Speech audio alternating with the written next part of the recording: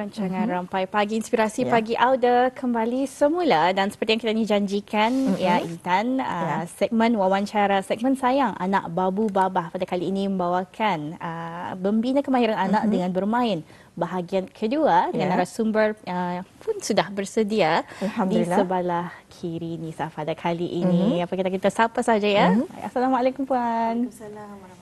Ya, Alhamdulillah ya. Jadi kita hari ini bersama dengan Jurukuliah Pertuturan dan Bahasa, iaitu Yang Mulia Puan Mila Adriana binti Haji Aliuddin. Ya, Alhamdulillah.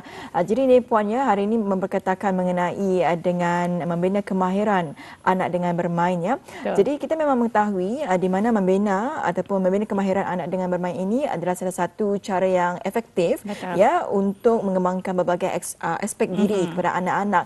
Jadi untuk kita mengenai dengan perkara ini, sebelum kita ni bertanyakan kepada kenapa, mungkin sebagai mukadimah mungkin boleh Puan kongsikan mengenai dengan tajuk kita pada pagi ini. Silakan Puan. Selamat pagi. Assalamualaikum. Waalaikumsalam. Terima kasih. Sebenarnya bermainan ni tidak asing lagi ya. Semua orang tahu yang bermainan ni is bagus dan efektif. Kayaknya kebelakangan ni ramai yang kurang bermain. Betul. Itulah ya, gadget mungkin. Banyak, lebih banyak kepada gadget. So saya mau mengingatkan balik kepada ibu bapa yang bermainan ni is simple, cheap and no prep. Tidak payah bersedia. You know, it's like you can do it bila-bila masa saja. Yeah. So we go back. So kalau macam zaman-zaman kita ni dulu, bila kita ni ada gadget, kita ni bermain, sentiasa bermain. Main dengan jiran, main dengan kawan, always bermain. So I just want to ingatkan balik kepada ibu bapa yang di luar sana, kita ni boleh mengembangkan bahasa anak, boleh bermain, tapi tidak semestinya dengan gadget saja. Jadi antara salah satunya ialah dengan kita ni berkomunikasi lah juga dengan anak kita ni. Tadi menurut itu adalah mukadimah ya, Puan, yang telah dikongsikan tadi. Jadi soalannya, mengapa perlu bermain? Bermainan ni sebenarnya is pekerjaan seorang anak. Okay. Kalau kita ni suruh dia duduk, kita ni berceramah arahnya, dia je faham. Dia mesti ada praktikal. Yes. So kalau kita ni duduk sama dia, ada mainan, and then kita ni ajar yang melalui bermain, ia memahami lebih banyak apa yang kita ni mahu. So the frustration, yang marah-marah, tantrum, teriak-teriak, kurang. Because ia faham apa yang kita ni mahu melalui permainan yang kita ni lakukan itu. So kalau contohnya, ia selalu berjurit lepas bermain. Tapi kita disuruh anak patungnya mengambil mainan atau masuk dalam bakul after bermain, ia then go like, oh anak patung boleh buat ni, aku pun boleh buat. So it's teaching them to understand yang, oh this is fine, this is what we should do. So this is yang kita ni maulah, kita ni galakkan. Tapi terus bermain. Kalau diceramahi saja, simpan. Mama bapa pun, boring. Anak lagi dia. So you teach like that. Dan juga ni Puan ya, kalau kita ni ya mengajar anak-anak ini untuk membina kemahiran dengan bermain ini, kita ni memberi peluang pada mereka bermain secara semula jadi. Yes, very true. Di mana ia dapat mengembangkan dari segi motor tangan dan sebagainya. Jadi ni soalan seterusnya, kalau tadi kita tanyakan kenapa, soalan seterusnya ini bagaimana untuk kita ni ya membina kemahiran anak ini dengan bermain ni Puan? So ada 4 cara yang memang telah dikenali macam mana kita ni boleh mengembangkan anak bermain. The first one is physical. So kalau kita ni bermain, kita ni menggalakkan pergerakan fizikal. So physical is number 1. Number 2, kita ni menggalakkan dorang untuk berkembang dari segi sosial dan emosi. Okay. Yang ketiga is untuk mengembangkan lagi daya pemikiran kognitif. Dan yang keempat is untuk mengembangkan literasi dan numerasi. Okay. So here saya ada bawa banyak mainan. Okay. And I want to show kepada ibu bapa how dengan sedikit bahan saja kita ni boleh bermain dan kita ni boleh shock bermain dengan anak kita ni. That at the same time quality, indah payah lama, ada quality dan efektif. Yeah. Right. Jadi walaupun kita ni bermain, kata orang dari mata kasarnya bermain saja, tetapi apabila kita dalami, ia bermain dengan berisilah permainannya itu. Jadi mungkin boleh dikongsikan tadi apa saja tu kan? Okay, so kalau sekiranya dari segi pertama, dari segi fizikal, so fizikal ini is very important untuk kanak-kanak. So kanak-kanak harus belajar berjalan, merungkau, berlari. When they have all this physical development, then all this physical ini boleh membantu untuk mengembangkan bahasa. If your anak belum berapa pandai merunggau, so ia punya physical terbantut. Betul. Ada kemungkinan, besar kemungkinan perkembangan bahasa akan terbantut juga. So that's why you have to get all the motor skills yang sepatutnya ada sebelum bahasa keluar, lajukan. So how do we do physical? Physical siok. Berlari, melompat, suruh naik tangga, turun tangga. A lot of the parents sekarang ni takut jangan naik tangga, takut kesian. Ada uri sedikit. Tapi zaman-zaman kita ni kalau dia naik gugur dapat. Pandai sekarang. Betul. Which is better. Yeah. So jangan terlampau takut that you restrict anak kita ni daripada bermain. We should encourage anak kita ni untuk explore, be happy, learn more daripada diorang punya persekitaran. Jadi biarkan anak sendiri melihat sejauh mana kemampuan mereka. Jangan pulang kita ni biarkan kita ni kita ni masih pantau to make sure ia masih dalam keadaan yang selamat. Tapi jangan jadi macam sikit-sikit dah boleh, sikit-sikit dah boleh. Kerana saya percaya kalau macam itu, ia boleh membuatkan anak itu indah yakin diri. Ia boleh membentuk pribadi diorang sendiri dan juga kalau mereka terjatuh ke tergugur, sekurang-kurangnya mereka tahu akibatnya kalau diorang tergugur. Ni supaya diorang lebih berhati-hatilah Okey, kita dah mengetahui bersama ni mengenai dengan menggerakkan perkembangan fizikal. Jadi macam-macam sebetulnya dapat dilakukan, melompat, menandang, mendaki, berlari dan juga bergantung.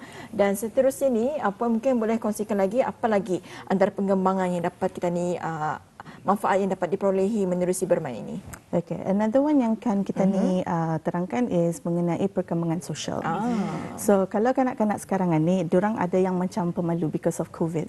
Dah berapa keluar, dah berapa sosial. So kadang-kadang melihat manusia ni takut. Bersalam minda mau, cakap hello minda mau. So this is where puppet comes in. Okay.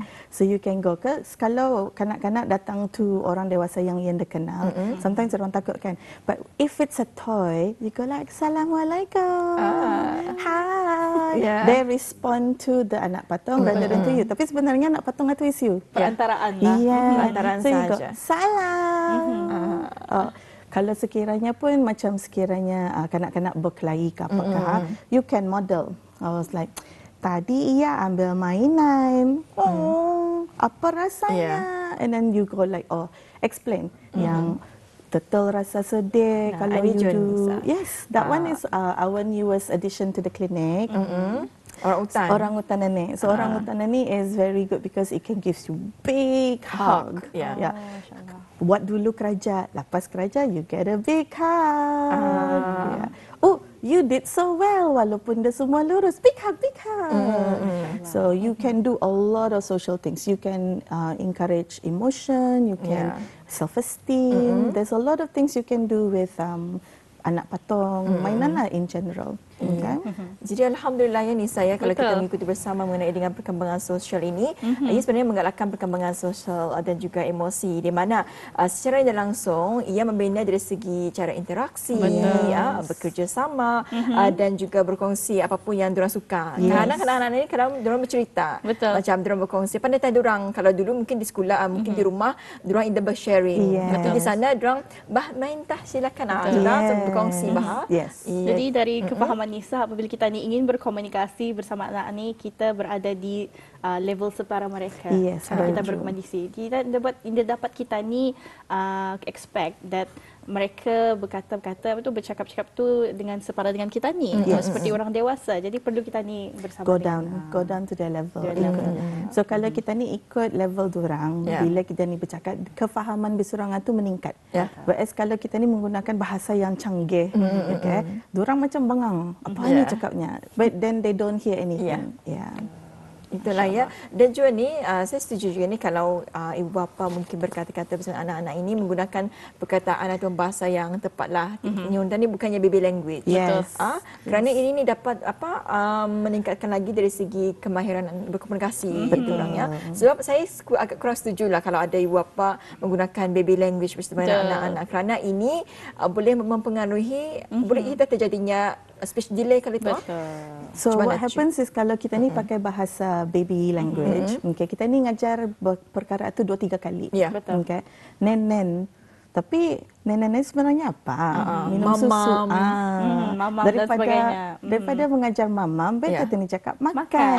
Minta makan, habis makan. If you ajar the right word dari awal, kita ni bekerja balik-balik. Betul. Jadi walaupun anak-anak ataupun orang di bawah jagaan kita ni salah sebutannya, mereka sendiri bercakap mamam, kita ni cakap makan. Yes. Walaupun kerana itu kadang-kadang cuma cara mereka menyebut tu mungkin agak belum di sana lagi. Betul. So kalau Indah berapa tambus, jangan macam salah kau ni. Anda payah di-highlight, just beritahu saja the right word. Makan, tadi makan sama-sama. Tapi tidak payah highlight the baby word. Highlight the new word. Okay. Tidak perlu ditekan. Jadi itu puannya telah pun kita ikuti bersama, iaitu mengenai dengan perkembangan sosial dan juga perkembangan fizikal. Dan seterusnya apa antara perkembangan yang dapat kita ambil menerusi bermain ini? Silakan Puan. So kalau sekiranya the third one is menggalakkan perkembangan kognitif. Perkembangan kognitif ini is where you encourage kanak-kanak itu berfikir. Okay. So contohnya, Aunty ada 3 binatang. Cuba cari binatang mana yang kepalanya boleh keluar masuk. So they have to think, ni keluar masuk kan kepalanya, ni keluar masuk kan. And they can point. Dan semestinya ada nama. Betul. Kita ni boleh membagi nama, tapi ia berfikir saja. So kita ni menggalakkan ia untuk berfikir. Daripada ia tahu, ni turtle, itu saja. So this is salah satunya. Another one would be things like this. Ni later lah. Things like this. So you have a kaleidoscope, teropong yang di sini ada kaca-kaca. So kita ni boleh melihat, ini macam bunga. Cuba lihat. Lain dia. Kenapa dia macam daun? So you are encouraging them untuk berfikir, to explore. So jangan macam satu perkara ni satu cara saja. Okay. For example, bubbles kan. Kalau kita ni lihat bubbles, orang will go like, ni bubbles saja. Tapi if you are dengan kanak-kanak, you want to explore. Bubbles ni, macam pen juga. Kalau dibuka, contoh ni lihat. Kalau kita dibuka, boleh juga kita ni menulis dalam arah angin. Yes. Macam ada lubang. Maybe kita ni boleh lukis circle and then boleh buat bunga. So you want to encourage a more cognitive thinking. More keluar daripada apa sebenarnya just the basic, apa dasar.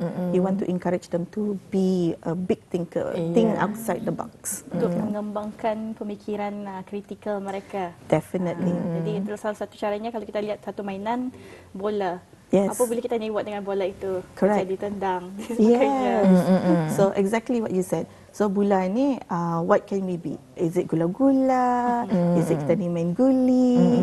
Or is it like macam duit? So it's all about interpretation. Okay. So kalau kita ni bermain, dalam permainan ni, there is no permainan yang salah. Okay. Apa-apa pun boleh. Kita ni boleh tukar the rules, kita ni boleh tambah the rules. It doesn't matter. As long as dengan kita ni bermain atau ia akur juga dengan peraturan yang kita ni buat atau. So that's where berunding comes in dengan kanak-kanak. Tapi dalam bermain. Jadi banyak saja ya kalau dapat dari puan tadi kebaikan-kebaikan dalam bermain. Ada pelbagai yang dapat kita ni kembangkan. Jadi bila kita ni menyelam dunia, cara anak kecil melihat dunia itu pun memang agak menarik dan indah sebetulnya. Jadi tinggal kita ni saja lagi untuk mengikuti langkah-langkah mereka atau jejak-jejak mereka bagaimana mereka ingin bermain. True.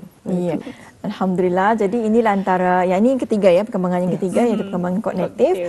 Jadi di mana bermain ini juga merangsang perkembangan pemikiran mereka ya, dan juga meningkatkan daya fikiran dan juga membuatkan mereka ini lebih berfikir di luar kotak ya.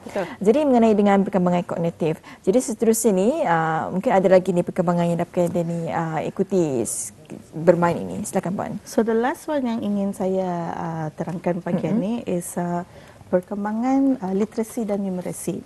Kebanyakannya ibu bapa, this is the first thing yang dorang buat. A, B, C, 1, 2, 3. Sebenarnya A, B, C, 1, 2, 3 ni should be the last one yang kita ni kembangkan, bukan the first one. First one should be yang macam ni. Puzzle, all this. Ini yang the first one. This should be the last. The last one. So kalau I want to show you an example, ini buku we call it an interactive book. Okay. Why we call it an interactive book? Because we can sing, kita ni menyanyi, kita ni membuka, dan kita ni lihat warna, kita ni boleh tarik, okay, dan kita ni boleh simpan dalam bakul, okay. So there's a lot of things yang dapat kita ni buat, tapi dalam buku. So we can count, kita ni boleh buat warna. So this is how you kembangkan the literacy, okay. So for example, ni kan apple, so kita ni boleh fokus on sebutan apple. Apple. Semua ni apple. Apple warna apa? Apple warna hijau, apple warna purple, apple yang besar, apple yang kecil. Aunty mau dua apple merah dan satu apple kuning masuk dalam bakul. So this is how you kembangkan literacy as well as numeracy all in one. So having an interactive book is a valuable lah, like very very good to have around at home. Everybody should have one. Kadang Nisa pernah melihat di kedai-kedai buku banyak saja berjual buku-buku interaksi. Tapi mungkin sebagai orang dewasa, indah kita ni tahu cara yang sesuai untuk menggunakannya. Kadang-kadang kita ni bagi sejarah kita ni untuk mengeksplor sendiri. Jadi sebagai orang dewasa perlu kita ni sama-sama lah ya. So my saranan to ibu bapa di sana, kalau you mau anak kita ni lebih pandai, lebih cerdas, lebih dia punya vocabulary lebih good, kita ni harus tukar daripada adult to a child. Okay, pemikiran kita ni tu mesti jadi macam seorang kanak-kanak. Kita ni harus buka our mind to go like, apa lagi dapat ku buat dengan mainan ini? You cannot go through the book seperti orang dewasa. Okay, you have to explore the book sebagai seorang kanak-kanak. What else can you do? We can hide. Cari mana-mana. You can use 2 things, 3 things, it doesn't matter because bermainan ni yang ada rules. You can make the rules semasa bermain. So mana saja it doesn't matter. The fun, lagi banyak kita ni berinteraksi dengan anak kita ni, lebih banyak anak kita ni tu belajar dari kita ni. So at that time, gunakan tiap perkataan-perkataan yang canggih. Contohnya apple hijau ada batang. Okay. Normally you won't talk about the batangan. But Ani, you can introduce. Ada daun. Yes. Oh, satu saja daunnya. Mungkin boleh ditambah lagi kerana apple-nya ada rasa manis, ada rasa masam. Boleh dijadikan jus. Mungkin advance. Yes. No, not advance. Okay. Boleh. Yes, very good. Kalau minum jusnya jadi warna apa? Kalau lama, awal-awal jadi ni, lama-lama jadi ni. Kenapa dia ada 2? You can explore. Boleh explore. The more you explore, the more kita ni memberi more exposure kognitif kepada anak, the more anak becomes clever. Okay, because they become more expose to bahasa-bahasa ni. Alhamdulillah ya. Jadi itulah antara manfaatnya kalau kita mengajarkan bermain kepada anak-anak ini, itu antaranya perkembangan literasi dan juga numeracy. Jadi ni Puan ya, mengenai dengan tajuk kita iaitu membina kemahiran anak dengan bermain. Bila waktu ataupun usia yang sesuai untuk kita ni ajarkan kepada anak ni dari segi bermain ini? Bermain ini start from day 1. Day 0 lahnya kita ni ya. Ya. Darinya lahir itu already we start bermain. Apa typically yang kita ni buat dengan babies? Yes. Peekaboo. Betul. That's the first thing yang kita ni ajar. What are we teaching kalau kita ni buat peekaboo? Kita ni mengajar ada dan ada. Ada dan ada. The second thing waktu kita ni mengajar peekaboo ni, you are mengajar mommy. This is mommy. Yes. This is not daddy. Ani mommy. Okay. Another thing you want to do bila ada peekaboo is, I see you. Nampak. I see you. Okay. When you mengajar babies, ia punya bahasa should be pendek dan balik-balik. Okay. baby sebenarnya boring ni kalau kita ni balik-balik. Peekaboo walaupun 200 sekali main dia dah Jangan boring boring, kan. Okay. Yang boring is the adults. Okay. So kalau babies buat saja tiap. Okay. But kalau sudah ia basah sedikit, you can still play peekaboo. Umur 1 tahun can still play peekaboo, tapi di perbagaikan di add on lah. Yes, di add on. You can I want to see nose. And get them to point nose. Betul. Sama, it's still the same game, tapi cuma kita ni tingkatkan permainan. Mengajarkan pelbagai ekspresi dan perasaan mungkin. True, you can do I am angry. Atau ekspresi muka. Yes. Banyak sebetulnya ingin kami tanyakan, tetapi kerana dengan keterbatasan waktu, mungkin dapat sedikit kata-kata penutup mungkin bagi ibu bapa di luar sana. Silakan Puan. So untuk ibu bapa di luar sana, saya ingin mengingati ibu bapa, jangan takut bermain. Main saja. Perasaan kita ni macam in the steady lah permainan kita ni. Tapi untuk kanak-kanak like wow, sudah ni like really good. So spend time walaupun 2 minit, 3 minit every day bermain dengan anak. Alhamdulillah. Pesanan yang mantap, cukup walaupun pendek tapi cukup berisi sekali. Jadi ribuan terima kasih kami ucapkan kepada Puan Mila Adriana binti Haji Aliuddin sudi datang ke studio Rampai Pagi. Sedikit sebanyak telah membuka mata Nisa sendiri dan penonton-penonton di luar sana, insya-Allah. Terima kasih Puan. Assalamualaikum. Waalaikumsalam warahmatullahi